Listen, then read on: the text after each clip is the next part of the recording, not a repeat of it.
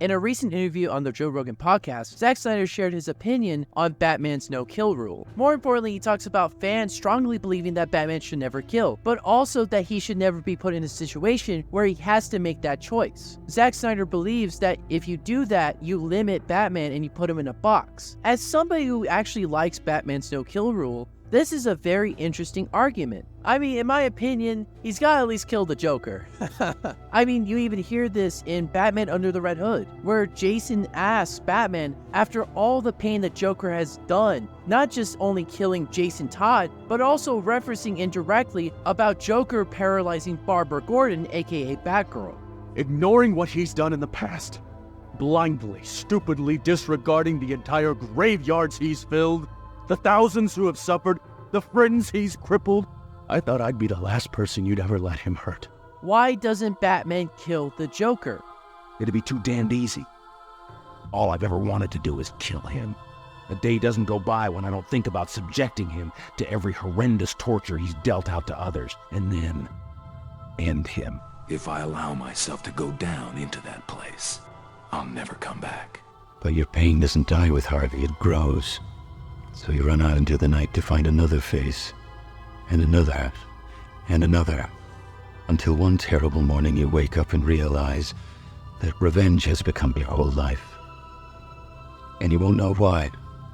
You can't understand. Your family wasn't killed by a maniac. Yes, they were. In my opinion, it was easier to understand why Batman didn't kill the Joker in Batman the Animated Series, because Joker, at least not yet, hadn't gone as far as he did until Return of the Joker. I mean, don't get me wrong, Batman still had the nightmares of Joker, but still, like, Joker never committed half of the atrocities as, say, Arkham Joker or comic book Joker, at least as far as we know. Catwoman is being trussed up at the Pussykins pet food factory. First thing tomorrow, I'm sending a lovely case of cat food to Batman. But then when he took it too far in Batman Beyond Return of the Joker, even though Batman didn't kill him, he did die. To be honest, I didn't mind Batman killing people in Batman 89, Batman Returns, and even Batman v Superman. My assumption as to why the Joker isn't dead yet is because he usually just disappears off the face of the planet when Batman gets there. Does he see that?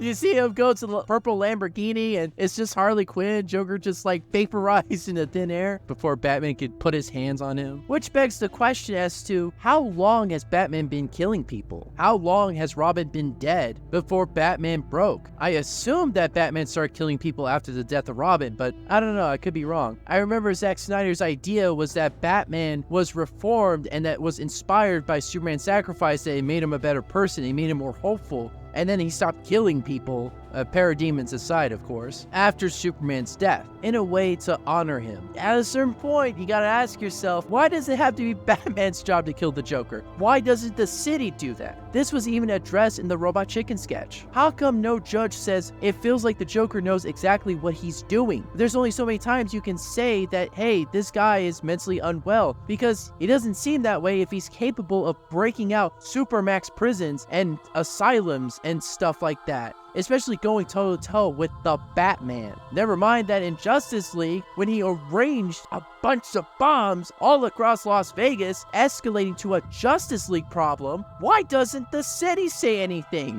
And even in Batman Arkham Knight, there's a choice when you're taking on the Ra's al Ghul storyline, the side mission. You make a choice of whether to spare Ra's al Ghul or to kill him. I decided to pull the plug, and look at that, all's well that ends well, right? Even though you do make the Demon Head very proud. But alternatively, if you decide to spare him, he just caused nothing but pain. And it's worse because it's your last night as Batman. It's your last night as Batman. Ra's al Ghul kills his other daughter and then just bails. That would have been so unsatisfying and unresolved that he's just gonna keep killing more people. So by not pulling the plug, it's irresponsible. Who's to say Ra's al Ghul's next plan wouldn't be worse than Arkham City? So pulling the plug was the right thing to do. Yes, I know there's Nightmare Batman and Batman's still operating, but more in the shadows, which I love. But it's still unresolved to the viewer, to the player, because I'm not gonna get to see what happens next, because it's supposed to be the last Arkham game.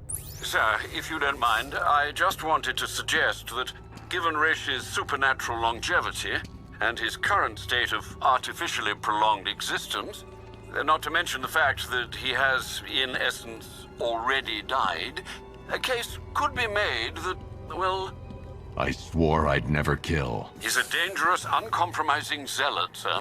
Restored to full strength, there's no telling what he'll do, or who he might hurt. Is preventing some ungodly resurrection truly the same as taking a life?